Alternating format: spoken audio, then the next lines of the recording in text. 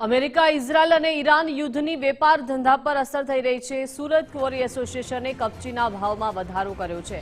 પ્રતિ ટન 50 રૂપિયાનો વધારો કરવાનો નિર્ણય લેવામાં આવ્યો છે. બ્લાસ્ટિંગમાં વપરાતા એક્સપ્લોઝિવ મટીરિયલના ભાવમાં વધારો થયો છે. પેટ્રોલ ડીઝલના ભાવમાં વધારો, ત્યારે સ્પેર પાર્ટ્સ પણ મોંઘા થયા છે. બાંધકામ ક્ષેત્ર સાથે જોડાયેલા લોકો પર આ સીધી અસર જોવા મળશે.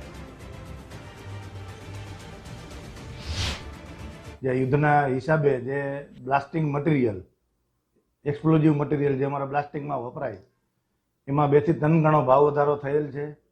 અને ઓઇલ, ડીઝલ અને અન્ય સ્પેરમાં પણ વધારો થયેલ છે.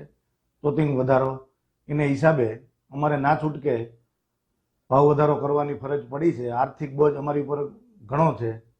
એને હિસાબે દરેક મટીરિયલમાં 50 રૂપિયા ટન વધારો કરેલ છે.